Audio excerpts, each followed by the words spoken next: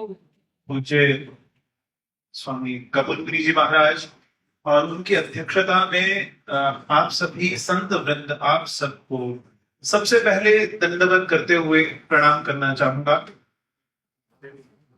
आप सबके सामने बहुत छोटा हूं, बहुत अधिक बात तो नहीं कहूंगा। मेरा अपना मंतव्य केवल छोटा सा है, वो ये है कि इतिहास जब भी हम लोग भुला देते हैं, जब हम अपने शौर्य गाथाओं को, अपने इतिहास को भुला देते हैं, तो सबसे बड़ी समस्या हम लोगों के बीच में, हमारे समाज में क्या आती है जानते हैं? हम अपनी बातों पर गौरवान्वित नहीं होते, हम अपनी चीजों पर गर्व अनुभव ही नहीं करते। मैं बहुत छोटी छोटी सी चीजें बहुत बार ऐसी कहता हूं सबको कि देखिए, गायनोकोलॉजी हमारे पास बहुत बहुत प्राचीन समय से, किंतु अनेक अवसरों पर गायनोकोलॉजिकल विचार हमारे शास्त्रों में केवल रूढ़िवादिता या एक स्वप्न या एक भ्रम की तरह दिखा करके उनको छोड़ दिया गया।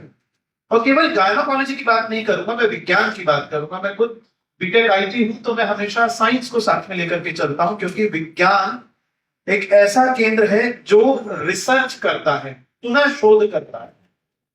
हमारा समाज, हमारी सभ्यता, हमारे संस्कार वो संस्कार है, हमने कभी पुनः शोध नहीं किया, क्योंकि हम इनोवेटर्स रहे, हमने शोध किया, हमने उद्घाटित किए वो रहस्य जो कभी किसी को पता ही नहीं चले। विश्व की सबसे समृद्ध यदि कोई व्यवस्था है बौद्धिक वैज्ञानिक स्तर पर, तो वह सनातन संस्कृति है, क्योंकि इस सनातन संस्कृति के अतिरिक्त सांस्कृतिक धरातल पर तो कोई और है नहीं। और हमारी छाप यदि आप लेना चाहें तो आप गूगल तक पर ले सकते हैं। वो कैसे? आज हम यहाँ बैठे हैं और किसी को ये बोले कि भैया श्री यंत्र फाउंड इन अमेरिका, एक गूगल पर सर्च कीजिए श्री यंत्र फाउंड इन अमेरिका, तो तुरंत आएगा 2008 में अमेरिकन एयरफोर्स ने ऑरेगन बेसिन, एक रेगिस्तान जैसा क्षेत्र है जहां मानवीय सभ्यता ने बहुत अधिक निवास नहीं किया, और ऑरेगन बेसिन में महाराज जी कभी मानवीय सभ्यता अधिक रही नहीं, ऑरेगन बेसिन में मनुष्य नहीं था।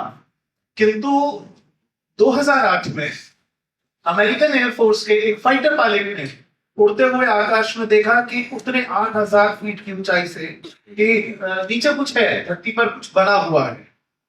अपने अधिकारियों को रिपोर्ट किया, खोजा तो पता चला कि वो एक श्री यंत्र है। आप सोचिए 13 मील बाय 13 मील का एक श्री यंत्र। आज 13 मील की सीधी रेखा खींचनी हो तो हमें लेजर गाइडेड टेक्निक का सहारा लेना पड़ता है। सोचिए, उसकी कार्बन डेटिंग से पता चला कि वे 8000 वर्ष से भी अधिक पुराना है। कार्बन डेटिंग इससे अधिक पुरानी बात बता ही नहीं सकती। 8000 वर्ष से अधिक के कार्बन फुटप्रिंट्स हमें नहीं प्राप्त होते, ज्ञात ही नहीं होते। आप विचार करें कि 8000 वर्ष से अधिक पुराने समय में 20 किलोमीटर की एक सीधी मेखला उस यंत्र की कैसे बनाई गई हो। प्रत्येक मेखला 3 इंच चौड़ी है और 3 इंच ही गहरी है। हम 8000 वर्ष ही उसका मान लगा रहे हैं कालखंड का। 8000 वर्षों में प्रभु जी उसमें न तो कोई झंझावात आए, न कोई मिट्टी उड़ी, न कहीं से पानी गिरा, क्योंकि यदि इतना कुछ होता तो 3 इंच की भूमि को पाट देता। वो 3 इंच आज भी दिखाई दे रहा है। एक फाइटर पायलट को आकाश में उड़ते हुए दिखाई दे रहा है। तो आप सोचिए कि हमारे पूर्वजों के पदचाप कहां तक पहुंचे।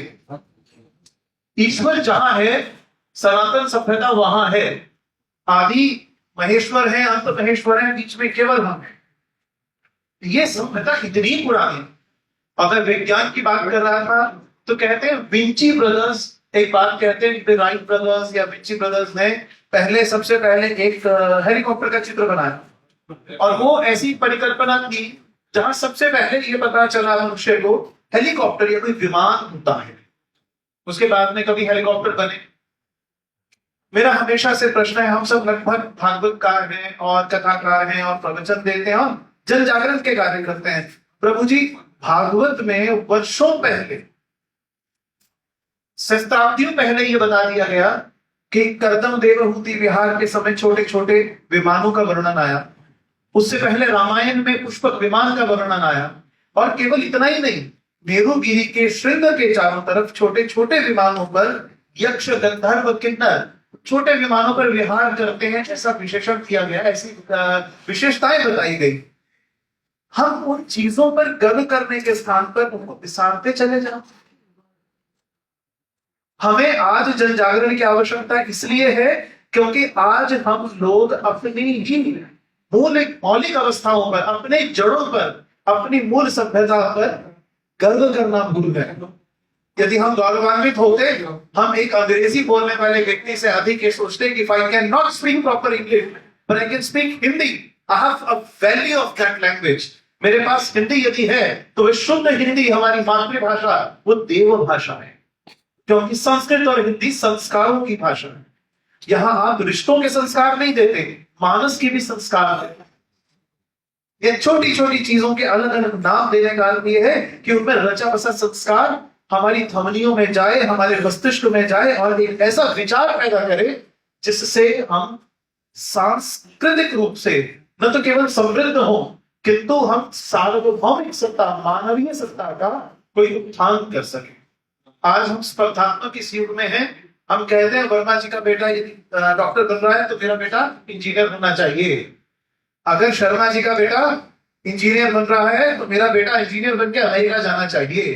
क्यों? क्योंकि हमें उस प्रकार की सभ्यताओं का प्रलोभन दे करके बैठा दिया गया।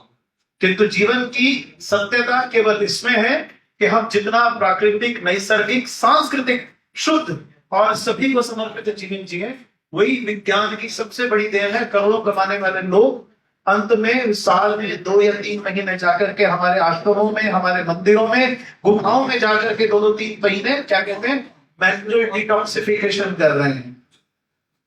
दिमागी जो संतुलन है उसे सुधारने की बात कर रहे हैं। क्यों? क्योंकि कितना भी कर लीजिए, अमेरिका में $100 एक दिन के लगा दीजिए किसी गाय के साथ बैठ करके डिटॉक्सिफाई करने को, पर होने वाले नहीं है। क्योंकि गाय के साथ बैठ करके केवल डिटॉक्सिफाई होते तो पशुपालक सब डिटॉक्सिफाई होते विदेशों में।